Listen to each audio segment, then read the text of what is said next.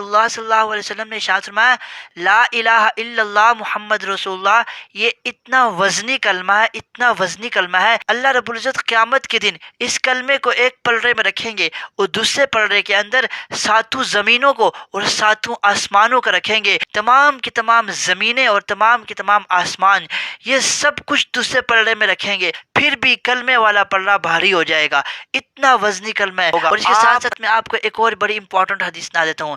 رسول اللہ صلی اللہ علیہ وسلم نے ایک مرتبہ حضرت سلمان فارسی رضی اللہ تعالیٰ عنہ کے پاس سے گزرے۔ حضرت سلمان فارسی رضی اللہ تعالیٰ عنہ اللہ کا ذکر کر رہے تھے، اور حضرت سلمان فارسی سے رسول اللہ صلی اللہ علیہ وسلم نے پوچھا اے سلمان آپ کیا کر رہے تھے؟ حضرت سلمان رضی اللہ تعالیٰ عنہ نے کہا کہ میں اللہ کا ذکر کر رہا تھا۔ حضور اقدس صلی اللہ علیہ وسلم نے ارشاد فرمایا اے سلمان آپ ذکر کر رہے تھے، میں نے احمدہ و نصلی علی رسول الکریم اما بعد فاعوذ باللہ من الشیطان الرجیم بسم اللہ الرحمن الرحیم۔ قال اللہ تبارک و تعالی فی کلام المجید والفرقان الحمید یا ایہا الذین آمنوا اذکروا اللہ ذکرا کثیرا وسبحوہ بکرۃ واصیلا۔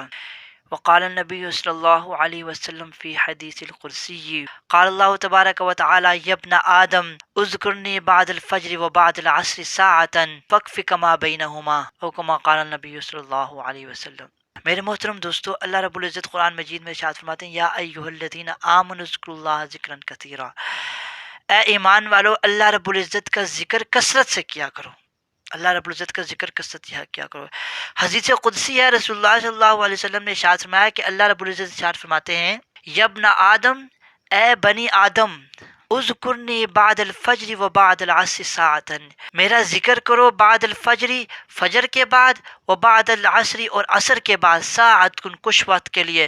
اللہ رب العزت فرماتے ہیں فاکفک ما بینہما، میں درمیان والے وقت کے اندر جو درمیان والا وقت ہوگا اللہ رب العزت فرماتے ہیں میں انسان کے لیے کافی ہو جاؤں گا۔ آپ اندازہ کریں اللہ رب العزت کا جو ذکر کرتا ہے اللہ رب العزت اس کا کارساز بن جاتے ہیں، اللہ رب العزت اس کے لیے کافی ہو جاتا ہے، اس کو کسی اور کی محتاجی کی ضرورت نہیں پڑتی۔ حدیث شریف میں آتا ہے رسول اللہ صلی اللہ علیہ وسلم نے ارشاد فرمایا لا الہ الا اللہ محمد رسول اللہ، یہ اتنا وزنی کلمہ ہے، اتنا وزنی کلمہ ہے، اللہ رب العزت قیامت کے دن اس کلمے کو ایک پلڑے میں رکھیں گے اور دوسرے پلڑے کے اندر ساتوں زمینوں کو اور ساتوں آسمانوں کو رکھیں گے۔ تمام کی تمام زمینیں اور تمام کی تمام آسمان یہ سب کچھ دوسرے پلڑے میں رکھیں گے، پھر بھی کلمے والا پلڑا بھاری ہو جائے گا، اتنا وزنی کلمہ ہے۔ آپ اندازہ کریں جب کوئی مومن اس کلمے کو پڑھے گا، جب کوئی مومن اس کلمے کو پڑھے گا اللہ رب العزت اس کے اعمال نامے میں کتنا زیادہ اضافہ کریں گے۔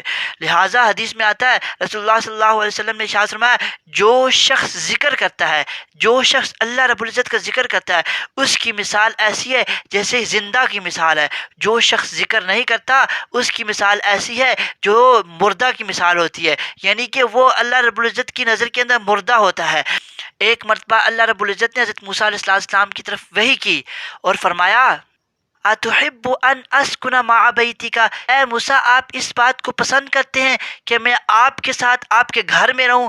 حضرت موسیٰ علیہ السلام نے جب یہ اللہ رب العزت کی بات سنی، حضرت موسیٰ علیہ السلام سجدے میں گر گئے اور فرمانے لگے کیف تسکنوا معی فی بیتی، یا اللہ آپ میرے ساتھ میرے گھر میں کیسے رہیں گے، کیسے رہ سکتے ہیں؟ مجھے کون سے اعمال کرنے پڑیں گے کہ آپ میرے ساتھ میرے گھر میں رہیں گے؟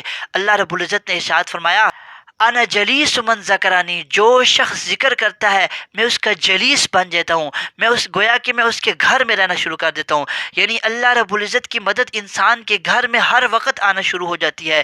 تو میرے محترم دوستو ہمیں چاہیے کہ ہم اپنے اوقات کو قیمتی بنائیں۔ اگر ہم اپنے اوقات کو قیمتی بنائیں گے، اللہ رب العزت کا ذکر کریں گے تو قیامت کے دن ہمیں اس کا بہت ہی زیادہ فائدہ ہوگا۔ اور اس کے ساتھ ساتھ میں آپ کو ایک اور بڑی امپورٹنٹ حدیث سنا دیتا ہوں۔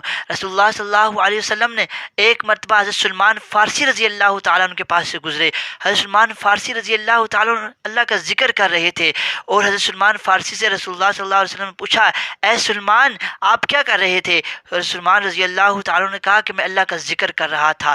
حضور اقدس صلی اللہ علیہ وسلم نے ارشاد فرمایا اے سلمان آپ ذکر کر رہے تھے۔ ویڈیو میں آگے بڑھنے سے پہلے میں آپ سے ریکویسٹ کرتا ہوں اگر آپ میرے چینل پہ نئے ہیں تو میرے چینل کو سبسکرائب کر دیں، اور اگر آپ کو میری ویڈیو پسند آ رہی ہے میری ویڈیو کو لائک بھی کر دیں، اور میری ویڈیو کو زیادہ سے زیادہ شیئر کریں تاکہ بہت سے لوگوں کو فائدہ ہو جائے۔ میں نے اپنی آنکھوں سے اللہ کی رحمت کو آپ کے اوپر اترتے ہوئے دیکھا ہے، میں نے اپنی آنکھوں سے اللہ کی رحمت کو آپ کے اوپر اترتے ہوئے دیکھا ہے۔